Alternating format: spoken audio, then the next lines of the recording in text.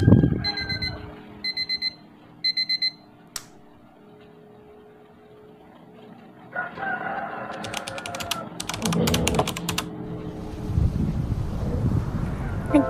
ba kayo bakit hindi luto-luto yung post kong video ngayon?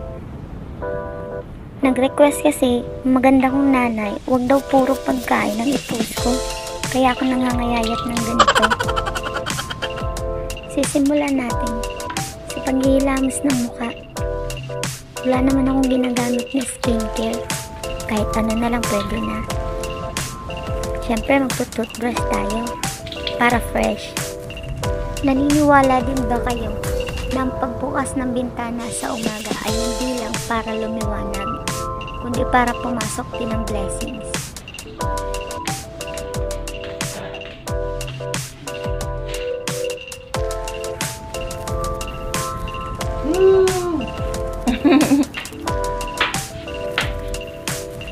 Good morning nga. Buka! Kita nga iwan kami! Okay na eh! Oh, ibinigyan po! Ano ko?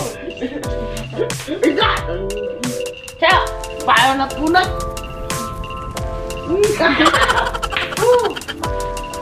Ipagtitimpla ko nga ng kape ang asawa ko para mawala ang hangover niya. Nagkayayaan kasi sila ng mga pinsan niya mag-inuman kagabi. Pinayagan ko, total minsan lang naman. Pangit naman kasi kung lagi natin silang pipigilan, baka pumunta pa sa iba, kung saan-saan at doon makipag-inuman. Pabor nga din sa akin na dito sila umiinom para hindi na ako nag-aalala. Makakalibre pa ako ng ulam pag may pulutan silang dala. Ang kagandahan niya sa asawa ko pag nalalasing, higaan agad ang hinahanap, hindi babae. Baka kasi mag-transform ako mga kajami, mapisa ko siya. Char. Dadalan ko na nga ng kape yung asawa ko. Soul na rin kasi ito mga kajami. Bala ko kasing katayin yung manok niya. Nag-prepared kasi ako ng tinola. Mali ang iniisip niyo mga kajami. Di ako buntis, gutom lang talaga ako. Lumabas na nga ako mga kajami. Natanaw ko kasi ang biyanan ko, may dalang itak. Natakot nga ako, kinurot ko kasi yung anak niya kagabi. Kukuha lang daw pala siya ng itatanim. Puro na lang daw kasi pula, kaya hahaluan niya ng berde. Tinanong niya nga ako kung saan daw ba maganda magbawas. Sabi ko hindi ko alam ma. Lahat kasi yan green. Pinapabawasan ko na ngayon sa asawa ko dahil sobrang kapal na. Hindi na nakikita ang beauty ko. Natagalan ngang mamili si Ma kung alin ang puputulin niya. Paano kasi lahat ng sanga magaganda. Mahilig kasing magtanim ng halaman ng biyanan ko. Tinanong niya nga ako kung nagbablog daw ba ako. Sabi ko opo, may daily life vlog. Ipopost ko para makita ko kung sino mga marites na viewers ko. Joke lang mga kajami. Hindi na nga makapag-decide si Ma kung alin yung puputulin niya. Paano naman kasi lahat talaga magaganda. Sabi niya eto na lang daw na sa harapan para kapag umuulan hindi na daw tatalsik dito yung ulan. Ito kasi yung ginagawa niyang libangan pag wala siyang ginagawa. Sabi ko nga pwede niyang pagkakitaan yung mga halaman niya. Pero meron daw pala talagang pumupunta dito para bumili. Yun nga lang yung iba mura lang talaga. Pinibili nila sa halagang piso, 2 piso. Pero depende pala yon sa halaman na binibili mo. Kaya pala nagtaka ako bakit ako ang mura. Kaysa ibang lugar, ang mamahal na ng mga halaman. Napakwento na nga ako sa inyo ng tungkol sa mga halaman. Pero yung tinulang manok, hindi ko pa nakakalimutan. Iskiri, iskiri, iskiri, pam pam pam, pam.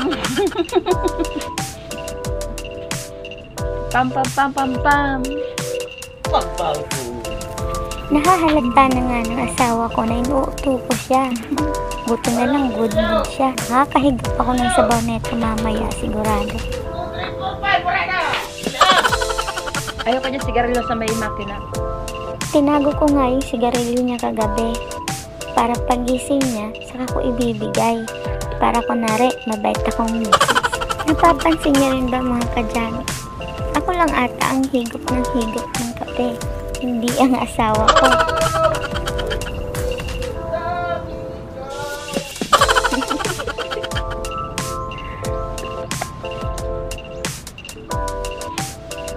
Pero hangover ka yan. Anong pamor?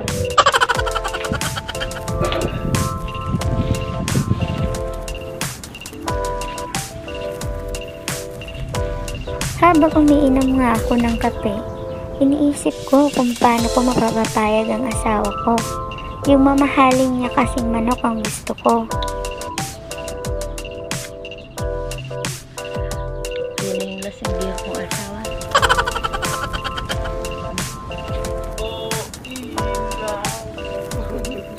Sa gabi, madilim. Hindi ko na nga pinatagal mga kajami. Tinuro ko na agad yung manok niya na gusto ko. Tingnan mo. Ngayon, pakamot-kamot ka. Tapos sabay walk out.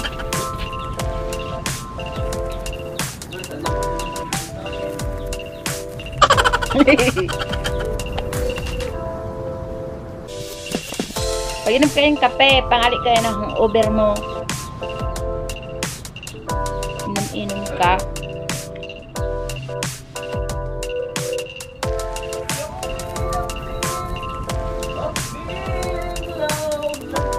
Kahit por ka na makapiright ako. Iwan niya, di. Iwan ko sa'yo. Nakita ko nga pumasok yung asawa ko sa kulungan ng mga alaga niya. Kaya dali-dali kong inubos yung kape ko para masundan siya. Oh, tingnan yung mga kajami, lasing pa. Tagay pa mo, tagay pa. Tuwang-tuwa nga siya sa isang manok niya. Nakapapisa kasi ito ng 5. Samantalang yung isa lang talaga. Talo pa nag-family planning. Hop. Uy, naglunok ko na. Wala, di isip ko sana. Iling mo na ang ano, oh. Iling mo na ang...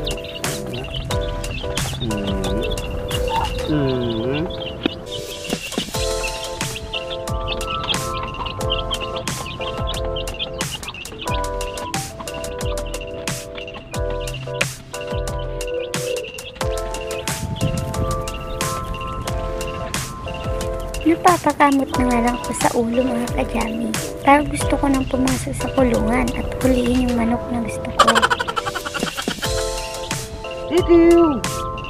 Itiw! Taba. Sulog. Yeah. Naiinip na nga ako mga kajami. Anong oras pa kaya nito palalabasin yung mga manok niya?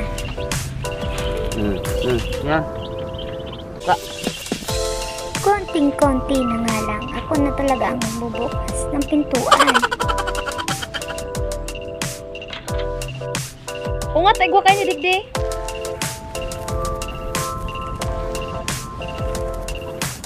Pulutan da?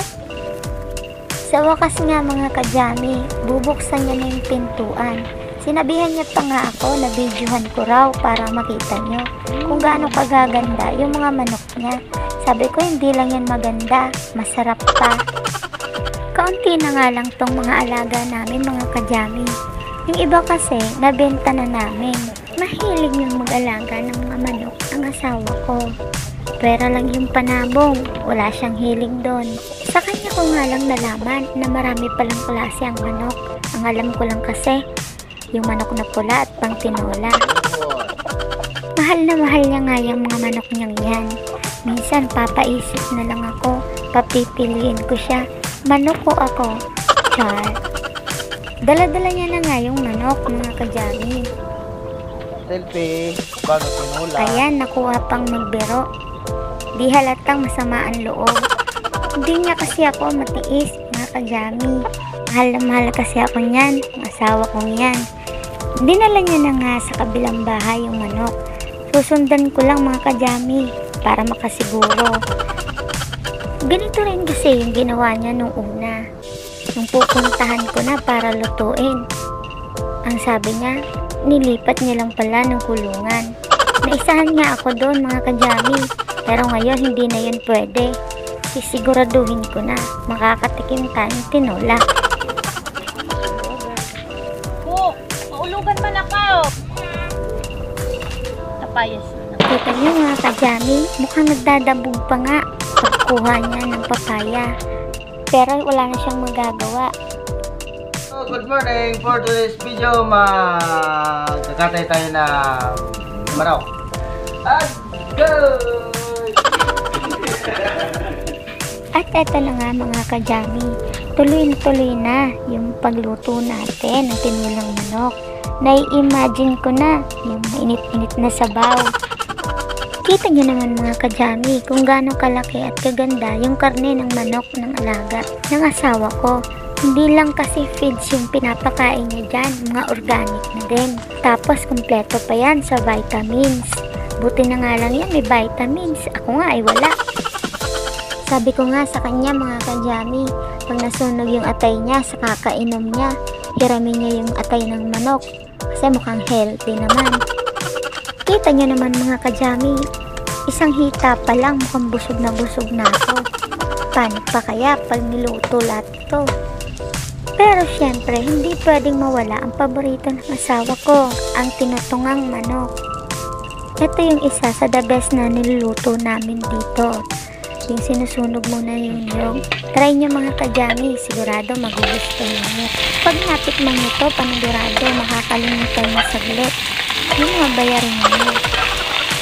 Madali lang naman tong lutuin mga kajami. Gigisa ka lang ng sibuyas, bawang at luya. Tapos, saka mo ilagay yung gata.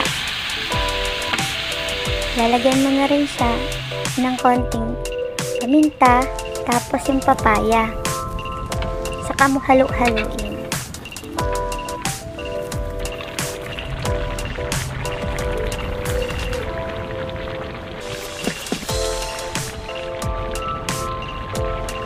Pero syempre mga kajami, hindi natin kakalimutan yung main dish natin ngayon. Syempre ang tinolang manok. Magigisa lang tayo, sibuyas, bawang at luya.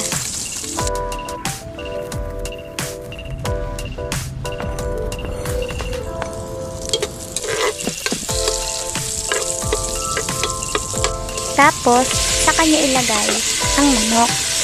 Alam nyo ba mga kajami, ang sekreto lang naman para masarap ang yung luto, lalo na ang tinola, ay kung paano nyo igisa ang sibuyas, bawang at luya. O, kala nyo chef no? Narinig ko lang yun sa nanay ko. At hindi na nga ako mag-voice over sa part na to mga kajami. Panoorin nyo na lang kung paano namin niluto. Yung aso kasi namin tahol ng tahol. Hindi ata sang-ayon sa pinagsasabi ko.